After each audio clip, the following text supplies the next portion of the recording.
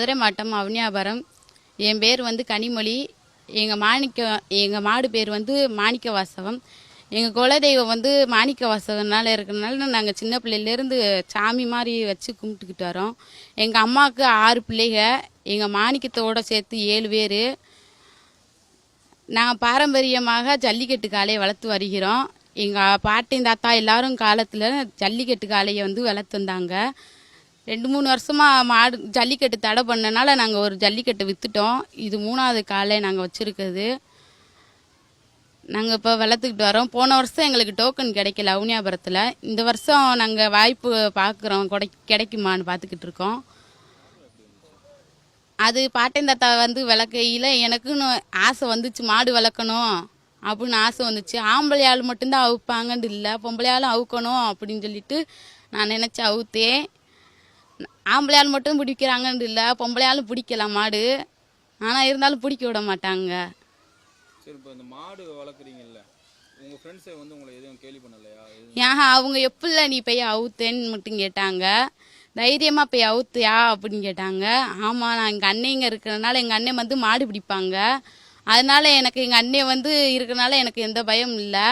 எங்கள் அண்ணன் மாடு பிடிக்கிறதுனால எங்களுக்கு கொஞ்சம் சொல்லி கொடுத்தாங்க. அதனால பயப்பில்லை. எங்கள் அண்ணன் வந்து அவுக்க சொன்னாங்க சின்ன பிள்ளையில இருக்கையில். அவங்க தான் எனக்கு எல்லாமே இது சொல்லி தந்தாங்க. எத்தனை வாடிக்கு நீங்கள் அந்த மாடுகளை அழைச்சிட்டு போயிருக்கீங்க? 7-8 வாடிக்கு போயிட்டு வந்துருக்கு. எந்தெந்த ஊருங்க தெரியுமா?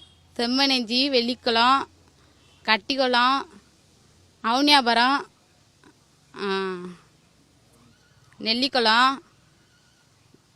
அப்புறம் 2-3 ஏரியாவுக்கு போயிட்டு இருந்திருக்கோம். எனக்கு எந்த காயமும் ஏற்பட்டதில்லை. நான் எங்கள் மாடோட நான் போகிறனால எங்கள் அண்ணன் எனக்கு பாதுகாப்பாக இருக்காங்க. அதனால் நான் எங்கள் மாடுக்கூடயே போயிடுவேன். அதனால் இது பண்ணிடணும். அதனால் போகிறனால கொஞ்சம் இதெல்லாம் இல்லை, கஷ்டம்தான் இருந்தாலும் நம்ம தைரியத்தோடு போனால் தான் அது நம்மளால் அவுக்க முடியும். அப்படின்றதில் நம்ம போகணும். காயப்படுறதுன்னு இது சொல்ல முடியாது. காயப்பட்டாலும் படலாம், இல்லை படலாட்டி இருக்கலாம். இப்போ இந்த அவனியாபுரம் ஜல்லிக்கட்டு ஏற்பாடுகள்லாம் எப்படி இருக்குது? இந்த ஜல்லிக்கட்டுக்கான டோக்கன் வந்து கரெக்டான முறையில் வருதா? உள்ளூர் வாசிகளுக்கு, உள்ளூர் காளைகளுக்கெல்லாம் அந்த கிளியாரிட்டி கொடுக்குறாங்களா? உள்ளூர்காரங்களுக்கு பாதியத்துக்கு மட்டும்தான் வருது, பாதியத்துக்கு வராமல் போயிடுது. அதனால் கொஞ்சம் கஷ்டமாக இருக்குது. போன வருஷம் எங்களுக்கு டோக்கனே கிடைக்கல. எனக்கு வந்து ஒரு மாதிரி அழுக வந்துருச்சு, டோக்கனே கிடைக்கல. போன வருஷம் நான் அவுத்தேன், இந்த வருஷம் நான் அவுக்கவே இல்லை அப்படின்னு சொல்லிட்டு எனக்கு ஒரு மாதிரியா இருந்துச்சு.